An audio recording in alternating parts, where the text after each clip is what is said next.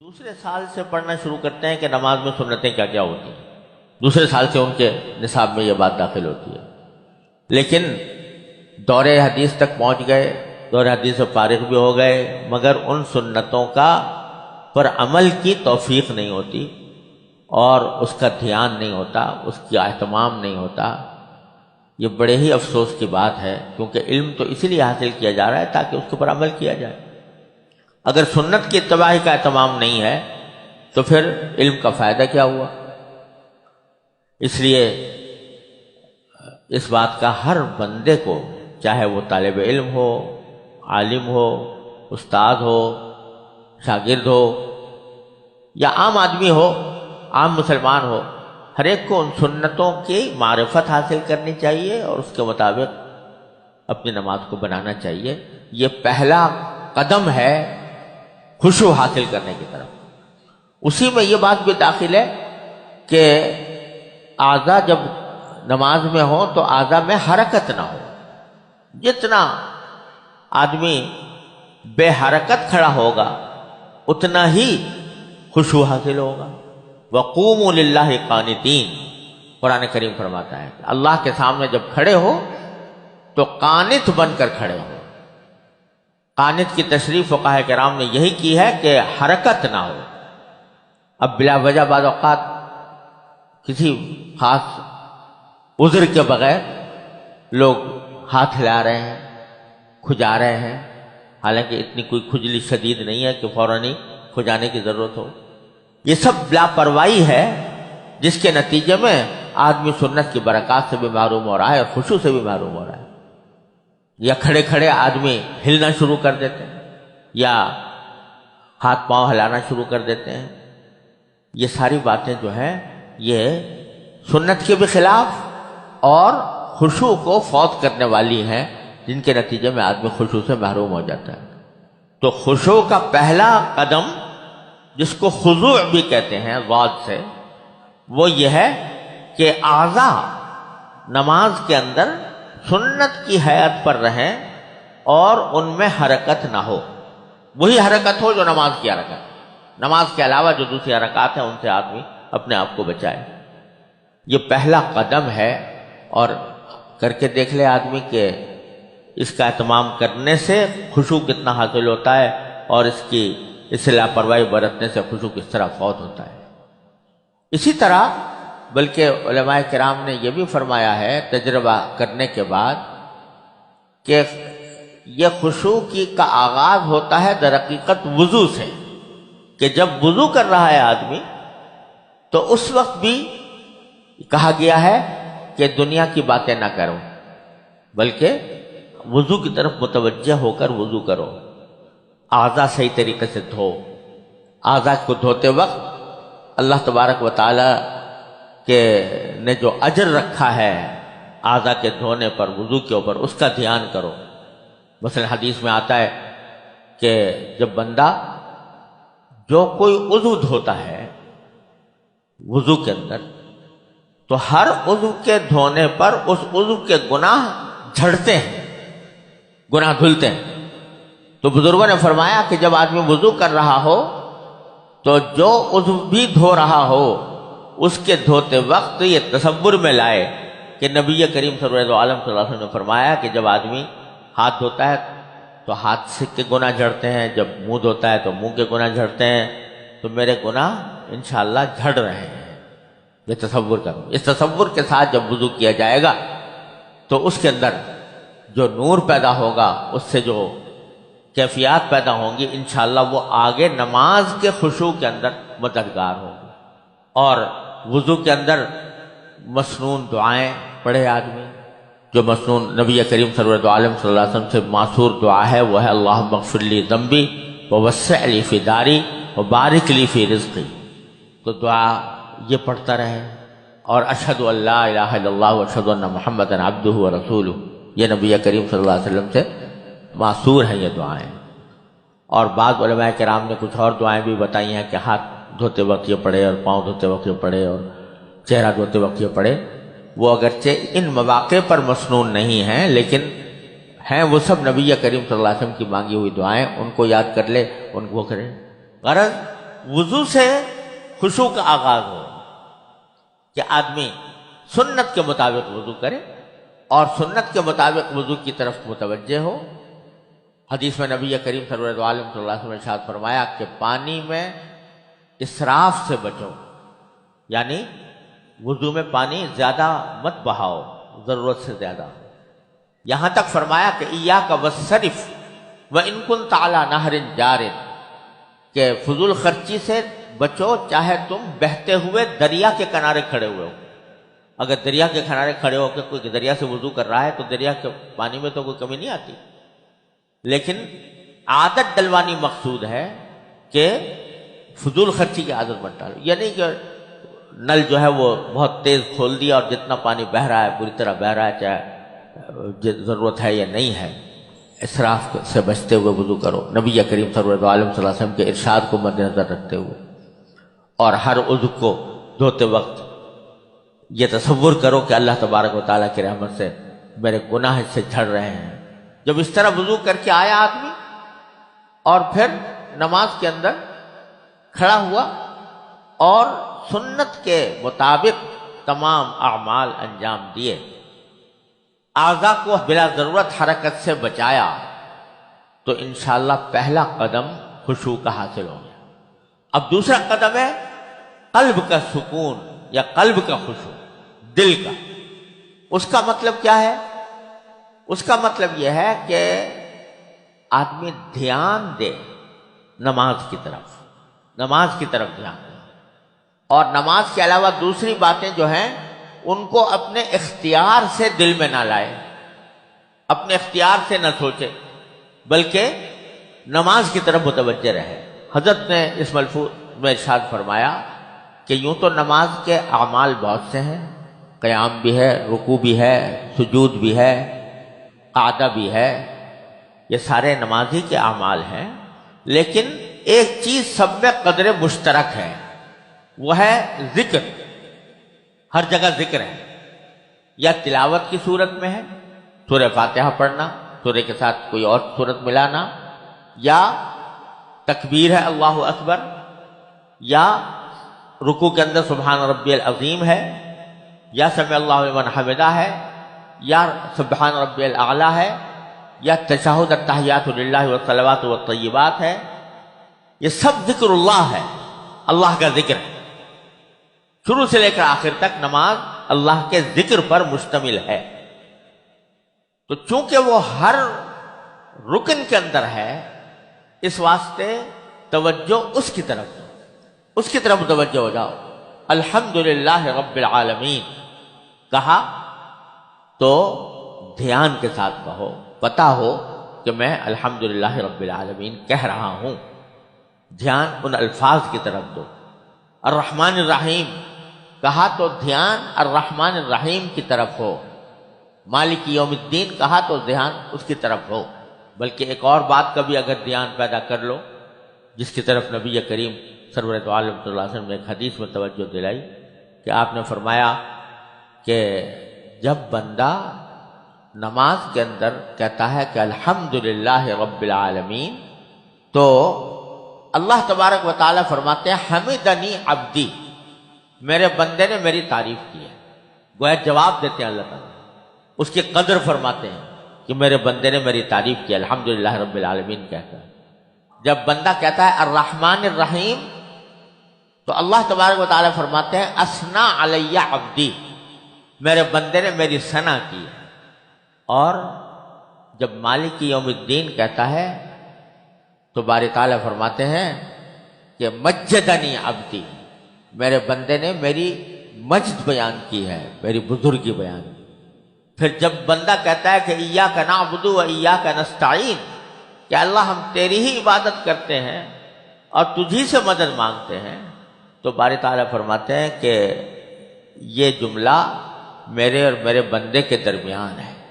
عجیب بات ارشاد فرمائی کہ یہ میرے اور میرے بندے کے درمیان ہے۔ کیا معنی؟ کہ یہ ایک معاہدہ ہے جو میرا بندہ مجھ سے کر رہا ہے، ایک عہد ہے جو بندہ میرے ساتھ کر رہا ہے۔ عہد یہ کر رہا ہے کہ یا اللہ عبادت کروں گا تو تیری کروں گا، مدد مانگوں گا تو تجھ سے مانگوں گا۔ تو میرے بندے کے درمیان یہ ایک معاہدے کا رشتہ قائم ہو گیا ہے اس ایاک نعبد و ایاک نستعین کہنے سے. وَلِعَبْدِي مَا سَأَلَ، اور اب جو میرا بندہ مانگے گا میں اس کو وہ دوں گا. چنانچہ آئندہ بندہ کہتا ہے اہدنا الصراط المستقیم، اے اللہ ہمیں صراط مستقیم کی ہدایت عطا فرمائیے، صراط الذین انعمت علیہم غیر المغضوب علیہم ولا الضالین. تو یہ صراط مستقیم کی جو دعا ہے پہلے ہی سے اللہ تبارک و تعالیٰ فرما دیتے ہیں کہ بندہ جو مانگنے والا ہے میں اس کو دے دوں گا. یہ ایک حدیث ہے جس میں نبی کریم صلی اللہ علیہ وسلم نے یہ بیان فرمایا. تو اسی لیے بزرگوں نے فرمایا کہ جب آدمی سورہ فاتحہ پڑھے تو اس کو چاہیے کہ ہر آیت پر وقف کرے، الحمدللہ رب العالمین کہہ کر وقف کرے، الرحمن الرحیم کہہ کر وقف کرے. کیونکہ یہ کوئی اچھی بات نہیں ہے کہ اللہ تبارک و تعالیٰ تو آپ کے ایک جملے کے جواب میں کچھ فرمائیں گے اور آپ اس کو توجہ دیے بغیر بھاگتے چلے جائیں. اس لیے فرمایا کہ ہر آیت پر وقف کرنا چاہیے اس حدیث کی روشنی میں بندے کو. اور اگر یہ توجہ بھی دے خشوع میں، بڑا ہی اس خشوع کا انشاءاللہ لطف محسوس ہوگا کہ جب الحمدللہ رب العالمین کہا تو پھر تصور کرے کہ اللہ تبارک و تعالیٰ جواب میں فرما رہے ہیں حمیدنی عبدی، میرے بندے نے میری تعریف کی ہے. الرحمن الرحیم کہا تو تصور کرے کہ اللہ تعالیٰ فرما رہے ہیں کہ اثنا علی عبدی، بندے نے میری ثنا کی ہے. مالک یوم الدین کہے تو تصور کرے کہ باری تعالیٰ فرما رہے ہیں مجدنی عبدی. تو یہ الفاظ اگر یاد ہوں تو بہت اچھا، نہیں تو کم از کم اس کے معنی کا تصور کر لیں تو اس سے خشوع میں انشاءاللہ اور اضافہ ہوگا. بلکہ میں نے اپنے اساتذہ سے سنا کہ حضرت شیخ محی الدین ابن عربی رحمۃ اللہ علیہ کے بارے میں، شیخ اکبر محی الدین ابن عربی رحمۃ اللہ علیہ کے بارے میں نے اپنے متعدد اساتذہ سے سنا کہ انہوں نے کہیں یہ فرمایا ہے کہ میں تو جب نماز پڑھتا ہوں تو جب تک الحمدللہ رب العالمین کہنے کے بعد حمیدنی عبدی کی آواز نہیں سن لیتا اس وقت تک آگے نہیں بڑھتا. یعنی مجھے آواز آتی ہے حمیدنی عبدی کی، اور جب تک وہ آواز نہیں سن لیتا تو میں الرحمن الرحیم آگے نہیں بڑھتا. الرحمن الرحیم کے بعد جب تک اثنا علی عبدی کی آواز نہ آ جاتی تو میں آگے نہیں بڑھتا. بہرحال یہ ان کا مقام ہے، اللہ تبارک و تعالیٰ نے ان کو یہ مقام بخشا تھا. ہما شما کہاں اس کی آرزو کریں، اس کی تمنا کریں، لیکن کم از کم اتنا کہ ہر آیت کے اوپر اللہ تبارک و تعالیٰ کے جواب کا تصور کرے آدمی. تو دھیان ان الفاظ کی طرف لگائے جو الفاظ وہ زبان سے ادا کر رہا ہے سورہ فاتحہ میں. اور اگر امام کے پیچھے ہے تو امام تلاوت کر رہا ہوتا ہے سورہ فاتحہ کی، اس کی طرف دھیان دے. اور اگر سری نماز ہے امام تلاوت نہیں کر رہا تو اپنے دل میں سورہ فاتحہ پڑھے، اپنے دل میں سورہ فاتحہ پڑھے بغیر زبان ہلائے ہوئے، دل میں پڑھے. ایک روایت میں آتا ہے کہ حضرت ابو ہریرہ رضی اللہ تعالیٰ عنہ نے کسی کے سامنے یہ حدیث بیان فرمائی کہ نماز بغیر سورہ فاتحہ کے نہیں ہوتی. تو ان کے شاگرد نے کہا کہ حضرت میں تو کبھی کبھی امام کے پیچھے نماز پڑھتا ہوں مقتدی بن کر.